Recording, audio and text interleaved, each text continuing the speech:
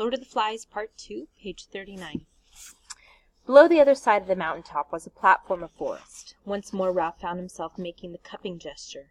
Down there we could get as much wood as we want. Jack nodded and pulled at his underlip. Starting perhaps 100 feet below them on the steeper side of the mountain, the patch might have been designed expressly for fuel. Trees, forced by the damp heat, found too little soil for full growth, fell early and decayed. Creepers cradled them, and new saplings searched a way up. Jack turned to the choir, who stood ready. Their black caps of maintenance were slid over one ear like berets.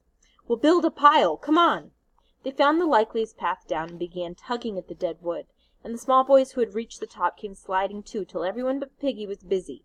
Most of the wood was so rotten that when they pulled it broke up into a shower of fragments and wood lice and decay, but some trunks came out in one piece. The twins, Sam and Eric, were the first to get a likely log, but they could do nothing till Ralph, Jack, Simon, Roger, and Maurice found room for a handhold. Then they inched the grotesque dead thing up the rock and toppled it over on top. Each party of boys added a quota, less or more, and the pile grew. As the returned Ralph found himself alone on a limb with Jack, and they grinned at each other, sharing his burden. Once more amid the breeze, the shouting, the slanting sunlight on the high mountain was shed with that glamour, that strange, invisible light of friendship, adventure, and content. "Almost too heavy," Jack grinned back. "Not for the two of us." Together, joined in an effort by the burden, they staggered up the last steep of the mountain. Together they chanted, 1, 2, 3, and crashed the log onto the great pile. Then they stepped back, laughing with triumphant pleasure, so that immediately Ralph had to stand on his head. Below them, boys were still laboring, though some of the small ones had lost interest, and were searching the new forest for fruit. Now the twins, with unexpected intelligence, came up the mountain with armfuls of dried leaves and dumped them against the pile. One by one, as they sensed that the pile was complete, the boys stopped going back for more and stood, with the pink, shattered top of the mountain around them. Breath came evenly by now, and sweat dried. Ralph and Jack looked at each other while society paused about them. The shameful knowledge grew in them that they did not know how to begin confession. Ralph spoke first, crimson in the face. "Will you?" He cleared his throat and went on. "Will you light the fire?" Now the absurd situation was open. Jack blushed too. He began to mutter vaguely. "You rub 2 sticks. You rub—" He glanced at Ralph, who blurted out the last confession of incompetence. "Has anyone got any matches?" "You make a bow and spin the arrow," said Roger. He rubbed his hands in mime. Psst, psst. A little air was moving over the mountain. Piggy came with it, in shorts and shirts, laboring cautiously out of the forest with the evening sunlight gleaming from his glasses. He held the conch under his arm. Ralph shouted to him, "Piggy, have you got any matches?" The other boys took up the cry till the mountain rang. Piggy shook his head and came to the pile. "My, you've made a big heap, haven't you?" Jack pointed suddenly. "His specs! Use them as burning glasses!" Piggy was surrounded before he could back away. "Here, let me go!" His voice rose to a shriek of terror as Jack snatched the glasses off his face. "Mind out! Give 'em back! I can hardly see! You'll break the conch!" Ralph elbowed him to one side and knelt by the pile. "Stand out of the light!" There was pushing and pulling and officious cries. Ralph moved the lenses back and forth, this way and that, till a glossy white image of the declining sun lay on a piece of rotten wood. Almost at once a thin trickle of smoke rose up and made him cough. Jack knelt too and blew gently so that the smoke drifted away, thickening, and a tiny flame appeared. The flame, nearly invisible at first in that bright sunlight, enveloped a small twig, grew, and was enriched with color, and reached up to a branch which exploded with a sharp crack. The flame flapped higher, and the boys broke into a cheer. "My specs!" howled Piggy. "Give me my specs!" Ralph stood away from the pile and put the glasses into Piggy's groping hands. His voice subsided to a mutter. "Just blurs, that's all. Hardly see my hand." The boys were dancing. The pile was so rotten, and now so tinder-dry, that whole limbs yielded passionately to the yellow flames that poured upwards and shook a great beard of flame 20 feet in the air. For yards round the fire the heat was like a blow, and the breeze was a river of sparks. Trunks crumbled to white dust. Ralph shouted, "More wood! All of you get more wood!" Life became a race with the fire, and the boys scattered through the upper forest. To keep a clean flag of flame flying on the mountain was the immediate end, and no one looked further. Even the smallest boys, unless fruit claimed them, brought little pieces of wood and threw them in. The air moved a little faster and became a light wind, so that leeward and windward side were clearly differentiated. On the one side the air was cool, but on the other the fire thrust out a savage arm of heat that crinkled hair on the instant. Boys who felt the evening wind on their damp faces paused to enjoy the freshness of it, and then found they were exhausted. They flung themselves down in the shadows that lay among the shattered rocks. The beard of flame diminished quickly, then the pile fell inward with a soft cindery sound, and sent a great tree of sparks upwards that leaned away and drifted downwind. The boys lay panting like dogs. Ralph raised his head off his forearms. "That was no good." Roger spat efficiently into the hot dust. "What do you mean? There wasn't any smoke, only flame." Piggy had settled himself into a space between two rocks and sat with the conch on his knees. "We haven't made a fire," he said. "What's any use? We couldn't keep a fire like that going, not if we tried." "A fat lot you tried," said Jack contemptuously. "You just sat." "We use a speck," said Simon, smearing a black cheek with his forearm. He helped that way. "I got the conch," said Piggy indignantly. "You let me speak."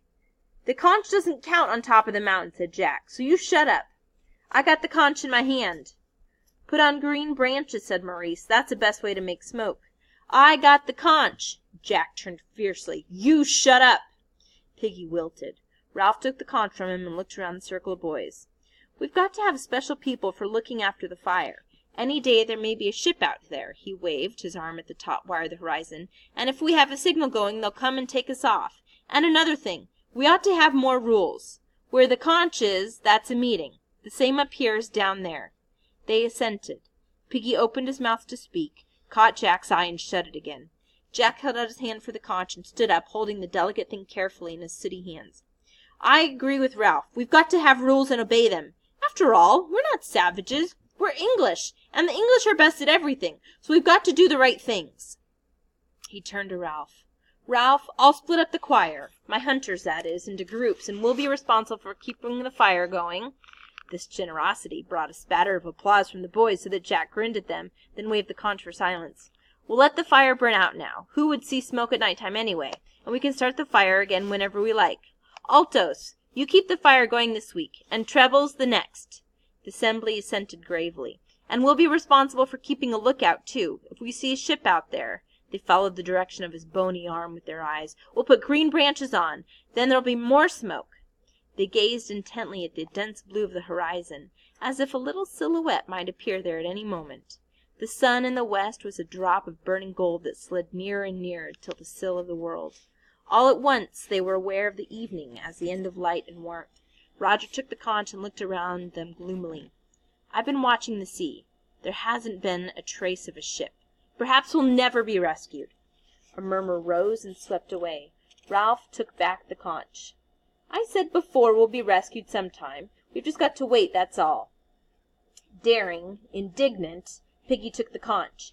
"That's what I said. I said about our meetings and things, and then you said shut up." His voice lifted into the whine of virtuous recrimination. They stirred and began to shout him down. "You said you wanted a small fire, and you've been and built a pile like a hayrick. If I say anything," cried Piggy with a bitter realism, "you say shut up. But if Jack or Maurice or Simon—" He paused in the tumult, standing, looking beyond them and down the unfriendly side of the mountain to the great patch they'd found dead wood. Then he laughed, so strangely that they were hushed, looking at the flash of his spectacles in astonishment. They followed his gaze to find the sour joke. "You've got your small fire, all right." Smoke was rising here and there among the creepers that festooned the dead or dying trees. As they watched, a flash of fire appeared at the root of one wisp, and then the smoke thickened. Small flames stirred at the trunk of a tree and crawled away through leaves and bushwood, dividing and increasing. One patch touched a tree trunk and scambled up like a bright squirrel. The smoke increased, sifted, rolled outwards. The squirrel leapt on the wings of the wind and clung to another standing tree, eating downwards. Beneath the dark canopy of leaves and smoke the fire laid hold on the forest and began to gnaw. Acres of black and yellow smoke rolled steadily toward the sea. At the sight of the flames and the irresistible course of the fire, the boys broke into a shrill, excited cheering. The flames, as though they were a kind of wildlife, crept as a jaguar creeps on its belly toward a line of birch-like saplings that fledged an outcrop of the pink rock. They flapped at the first of the trees, and the branches grew a brief foliage of fire. The heart of flame leapt nimbly across the gap between the trees, and then went swinging and flaring along the whole row of them. Beneath the capering boys, a quarter of a mile square of forest was savage with smoke and flame. The separate noises of the fire merged into a drum roll that seemed to shake the mountain. "You've got your small fire, all right." Startled, Ralph realized that the boys were falling, still and silent, feeling the beginnings of awe at the power set free below them. The knowledge and awe made him savage. "Oh, shut up." "I've got the conch," said Piggy in a hurt voice. "I got a right to speak." They looked at him with eyes that lacked interest in what they saw and cocked ears at the drum roll of the fire. Piggy glanced nervously into hell and cradled the conch. "We've got to let that burn out now, and that was our firewood." He licked his lips. "There ain't nothing we can do. We ought to be more careful." "I'm scared." Jack dragged his eyes away from the fire. "You're always scared. Yeah, fatty."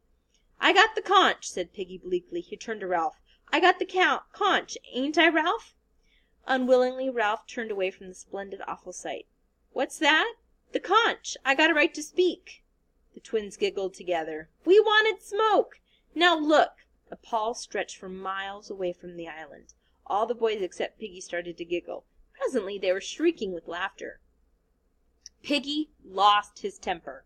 "I've got the conch. Just you listen. The first thing we ought to have made was shelters down there by the beach. It wasn't half cold down there in the night. But the first time Ralph says fire, you go howling and screaming up here like up this here mountain, like a pack of kids."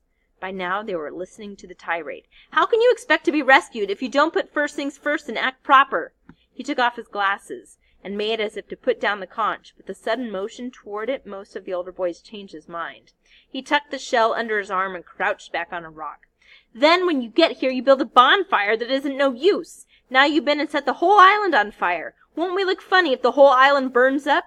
Cooked fruit, that's what we'll have to eat, and roast pork, and that's nothing to laugh at.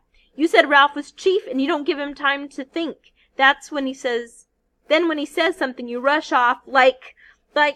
He paused for breath, and the fire growled at them. "And that's not all. Them kids, the little uns. Who took any notice of them? Who knows how many we got?" Ralph took a sudden step forward. "I told you to. I told you to get a list of names." "How could I?" cried Piggy indignantly. "All by myself? They waited for 2 minutes, and they fell in the sea. They went into the forest. They just scattered everywhere. How was I to know which was which?" Ralph licked pale lips. "Then you don't know how many of us there ought to be?" "How could I, with them little uns running round like insects? Then, when you three come back, as soon as you have said make a fire, they all ran away, and I never had a chance." "That's enough," said Ralph sharply, and snatched back the conch. "If you didn't, you didn't. And then you come up here and pinch my specs." Jack turned on him. "You shut up. And them little uns was wandering about down there where the fire is. How do you know they aren't still there?" Piggy stood up and pointed to the smoke and flames. A murmur rose among the boys and died down. Something strange was happening to Piggy, for he was gasping for breath. "That little un!" gasped Piggy. "Him with the mark on his face. I don't see him. Where is he now?" The crowd was as silent as death. "Him that talked about the snakes. He was down there." A tree exploded in the fire like a bomb. Tall swaths of creepers rose for a moment into view, agonized, and went down again. The little boys screamed at them. "Snakes! Snakes! Look at the snakes!" In the west, and unheeded, the sun lay only an inch or two above the sea. Their faces were lit redly from beneath. Piggy fell against a rock and clutched it with both hands. "That little one that had a mark on his face. Where is he now? I tell you I don't see him." The boys looked at each other fearfully, unbelieving. "Where is he now?" Ralph muttered the reply as if in shame. "Perhaps he went back to the... Beneath them, on the unfriendly side of the mountain, the drum roll continued.